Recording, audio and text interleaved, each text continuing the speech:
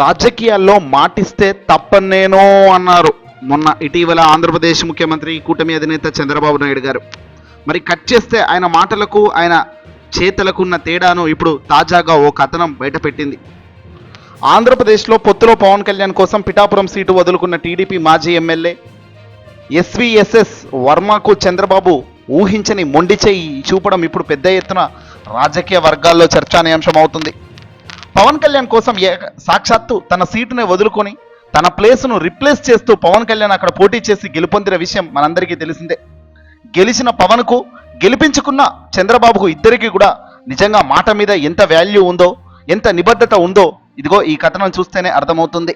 ఇటీవల governor కోటాలోని 2 MLC స్థానాలను వర్ల రామయ్య అలాగే రామాదేవికి ఇచ్చారు. దీంతో ఆ పదవుల కోసం కళ్ళు కాయలు కాచేలా ఎదురు చూస్తున్న వర్మతో పాటు మిగిలిన సీనియర్ నేతలకు మరోసారి భంగపాటు తప్పలేదు. పిఠాపురం స్థానాన్ని పవన్ కళ్యాణ్ కోసం వదులుకునేందుకు ప్రభుత్వం ఏర్పడగానే తొలి ఎమ్మెల్సీ స్థానాన్ని మీకే ఇస్తాను అంటూ వర్మకు సాక్షాత్తు ముఖ్యమంత్రిగా ప్రస్తుతమున్న ఈ చంద్రబాబు నాయుడు గారే 2024 ఎన్నికల ప్రచార సభలో కోట్లాది మంది ప్రేక్షకుల ముందు హామీల వర్షం ఇచ్చారు.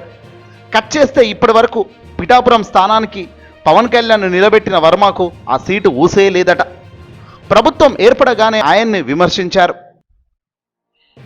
2 ఏళ్ళు అయినప్పటికీ పలుమార్లు ఎమ్మెల్సీ స్థానాలను భర్తీ చేసే అవకాశం వచ్చినా చంద్రబాబు ఆయన్ని కనీసం పరిగణనలోకి కూడా తీసుకోలేదు. తన నియోజకవర్గంలో మరో అధికార కేంద్రం ఉండకూడదని పవన్ కళ్యాణ్ కోరడం వల్లే వర్మకు ఎమ్మెల్సీ పదవి ఇవ్వడం లేదని తెలుస్తోంది. అయితే పైకి మాత్రం వర్మను పిలిచి ఎమ్మెల్సీగా అవకాశం ఇస్తామని చంద్రబాబు ఆయన కుమారుడు నారా లోకేష్ ప్రతిసారి చెబుతూ వస్తున్నారట. తీరా వాటిని భర్తీ చేసేటప్పుడు మాత్రం అస్సలు పట్టించుకోకుండా దూరం పెడుతున్నారు. ఒక వ్యక్తికి మన అవసరానికి వాడుకొని మన అవసరం తీరాక మనం ఆ స్థానంలో గెలిచినాక ఆ వ్యక్తిని చిన్నచూపు చూడడం, లేకపోతే ఆ వ్యక్తికి ఇవ్వాల్సిన గౌరవం ఇవ్వకపోతే నిజంగా అది దారుణమే కావాలి. రాజకీయాల్లో అలాంటి వాటికి ప్రజలు కూడా చీ కొడతారు.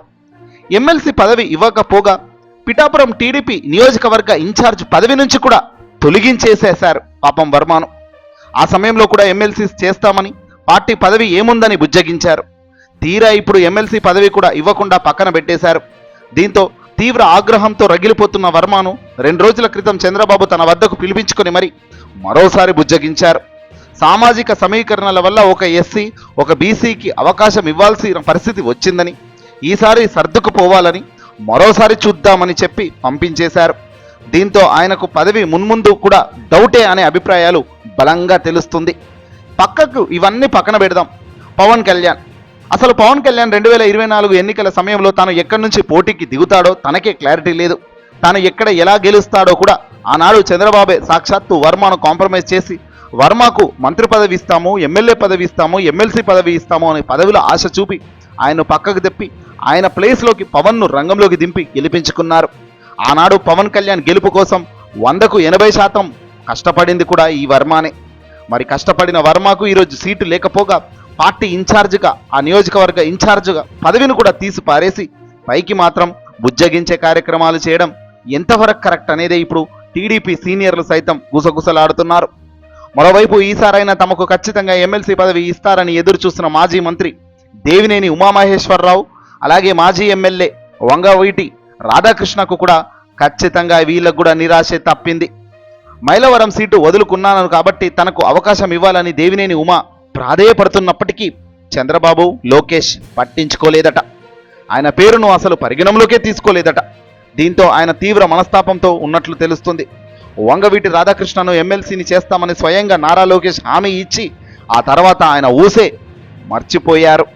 ఈసారి ఖచ్చితంగా తనకు అవకాశం వస్తుందని భావించి భంగపడ్డ రాధాకృష్ణ తన భవిష్యత్ ఏమిటనే దానిపై ఇప్పుడు తర్జన భర్జన పడుతున్నారు.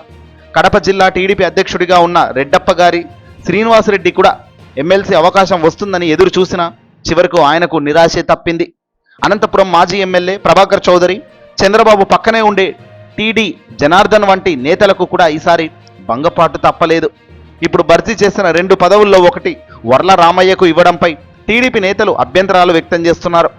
ఒక కుటుంబంలో ఒకరికే పదవి అని పదే చెప్పిన నారా లోకేష్ చంద్రబాబు నాయుడు గారు రామయ్యకు ఎలా ఇస్తారు పదవి అని ప్రశ్నిస్తున్నారు. ఆయన కుమారుడు వర్ల కుమార్ రాజా పామరు ఎమ్మెల్యేగా ఉండగా ఇప్పుడు ఆయనకు ఎమ్మెల్సీ పదవి ఎలా ఇచ్చారు అని లాజికల్ ప్రశ్న విసురుతున్నారు టీడీపీ సీనియర్లు. నిజంగా చెప్పే మాటలకు చేస్తున్న పనులకు ఏమైనా పొంతన ఉందా? పైకి మీడియాలో పైపెచ్చు సభల్లో మాట్లాడుతూ నారా లోకేష్, చంద్రబాబు నాయుడు గారు ఆకాశం భూమికి తేడా లేనంత గొప్ప మాటలు మాట్లాడుతుంటారు. అసలు ఒక పదవికి, ఒక కుటుంబంలో ఒకరికే పదవి అంటారు.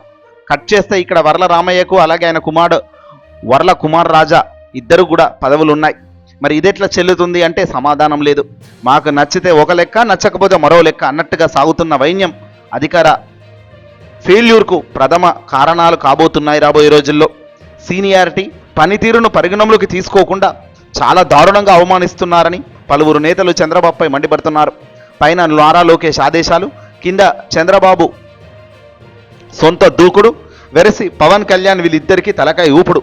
రాజకీయాల్లో ఇవి సెట్ అయ్యే పనులు కావే కావు అంటూ టీడీపీలో ఉన్న అత్యంత సీనియర్ లీడర్లు, చాలా ఏళ్ల పాటు రాజకీయాల్లో ఉన్న వాళ్ళే అనుకుంటుండడం ఇప్పుడు పెద్ద ఎత్తున చర్చకు దారితీస్తుంది. మరి చూడాలి ఇదంతా ఎటుపోతుందో ఏమో. ఈ వీడియోని అసలు లైక్ కొట్టి షేర్ చేయండి.